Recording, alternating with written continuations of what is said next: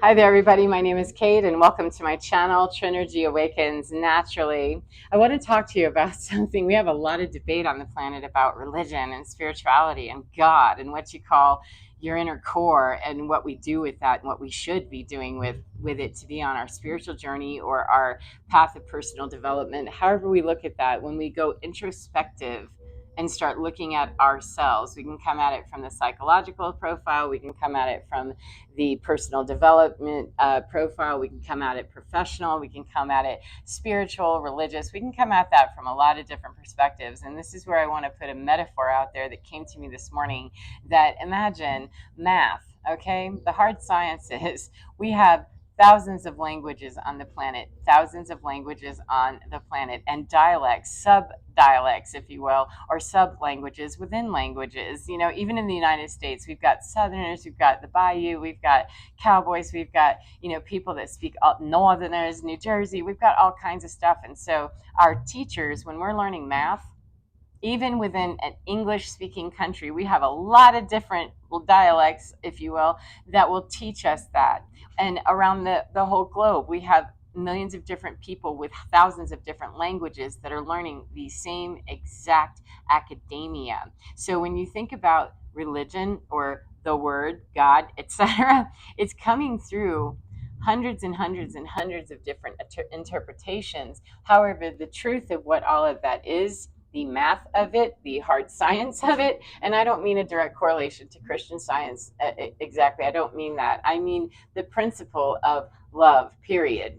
How we articulate that in the United States versus in England versus in Czechoslovakia versus in Mexico versus in blah, blah, blah, wherever, whatever language it's being spoken through, whether it's the Catholic Church, whether it's Baha'i, whether it's Buddhist, whether it's spiritual, blah, whatever articulation of 5D. No matter what it is, my personal opinion is that if it's teaching the ultimate truth of love, period, then we're going to get the hard science of it. Where we run into problem is when we try to say that we're in a math class learning hard science math that translates around the whole globe, because it doesn't matter if you learned arithmetic in Japan or you learned it in America, it's the same math, it's the same exact math that will work no matter where you are on the globe. However, religion doesn't translate very well, or spirituality or spiritual path does not always translate that well. Matter of fact, it rarely does, because we run into points where math starts not mathing anymore and it doesn't make sense to somebody on the planet. Otherwise,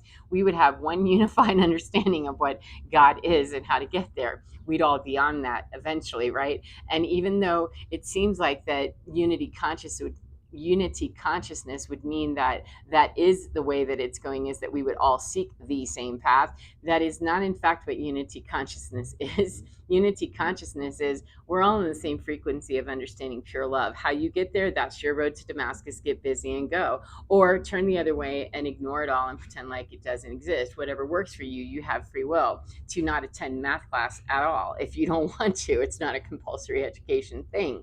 We come here by choice. That is my personal stance on this. I don't think anybody's a victim of coming to Earth, even though we are birthed through someone else. We agree to be here, and every day that we wake up and breathe some more and act some more and walk our bodies or breathe our bodies or be our bodies and in our bodies, then we agree to be here, unless we do something to make that happen contrary to being here. And I'm not suggesting that anybody do that. I'm just saying that we actively choose to be here every day that we wake up. Even if we feel victimized by our own life, or we are victimized by someone in our life, we choose to be here by virtue of the fact that we are still here and we were birthed here by choice, is my humble opinion. So if we are here, then we are asking to be here. But beyond that, we're not required to go to math class. We're not required to attend, Earth School is you already got here. You're in some sort of, learning environment from the day you are conceived and moving on. If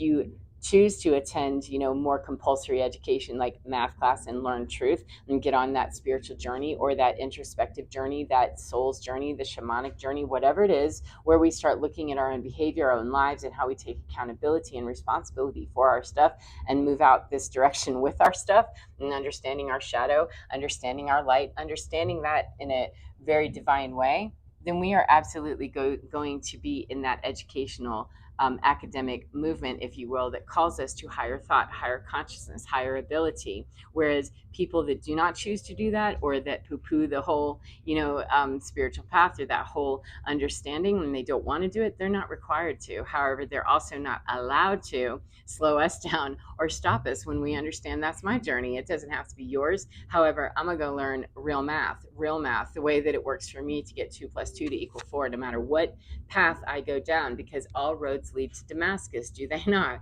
Every road, a righteous road, leads us to that path. So if we're in a religion where 2 plus 2, suddenly the math isn't mathing right there, it's somebody's asking me in this particular religion or this particular doctrine, that doesn't equal what you're saying it should.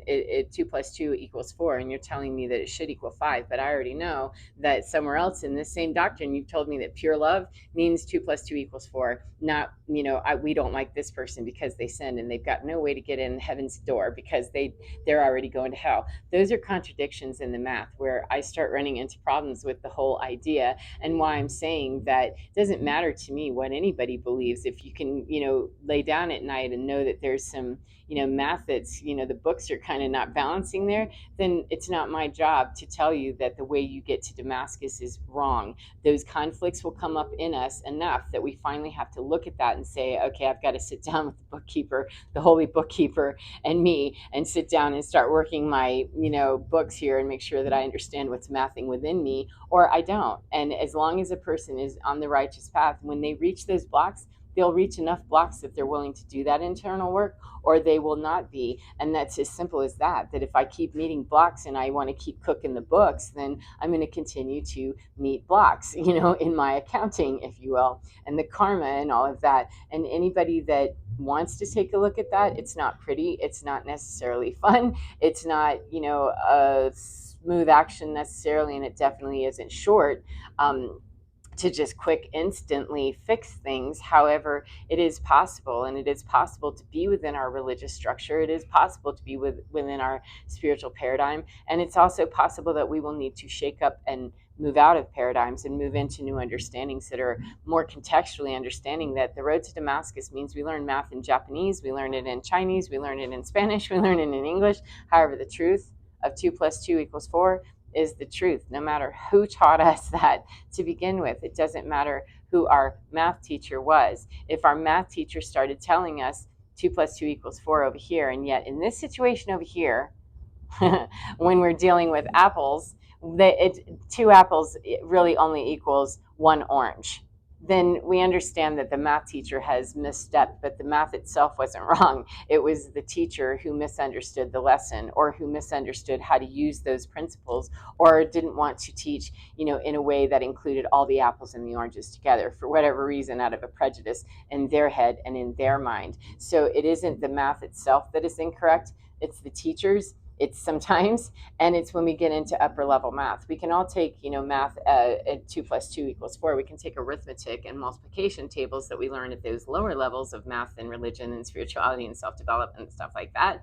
However, when we want to start getting into calculus or quantum physics or things, we're going to need advanced teachers who understand the principles, really understand the principles, the religious, the spiritual, the truth, the math, if you will, that fundamentally, if people can't stretch themselves to go beyond understanding the principles and how it works around the whole entire globe, that truth is truth is truth, then they may start bending what they see as the truth, what they want to be the truth, because it fits their, their little classroom agenda. It fits their own little identification. However, a true teacher is going to understand that truth is the truth. Whether I like the truth or not is irrelevant. It doesn't matter whether I appreciate that 2 plus 2 equals 4. It doesn't matter. It doesn't matter if I appreciate that gravity is a whole law, and that when I fall down, I just obeyed it just like it was written. It doesn't matter if I appreciate that or not, or if I can find the good in that. When I've fallen down and busted my nose, I may not be as willing to understand, how great gravity is. However,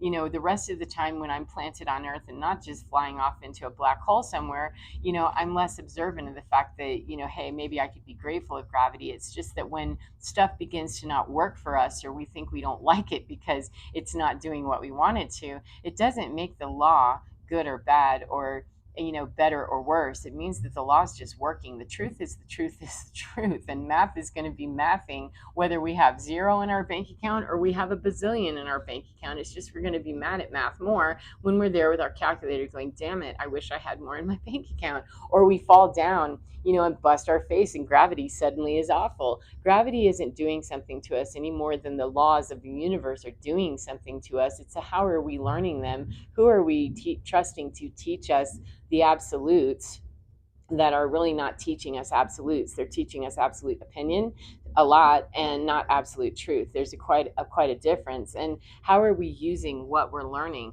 And the way that we can know if we're learning absolute opinion versus truth is, how is that working in your world? How is the structure that you're going through, the teacher that's teaching you, or the principles that we think we know, how are those working for us? How is that bringing us to the place that 1044 we'd like to be in our lives? Are we in that place?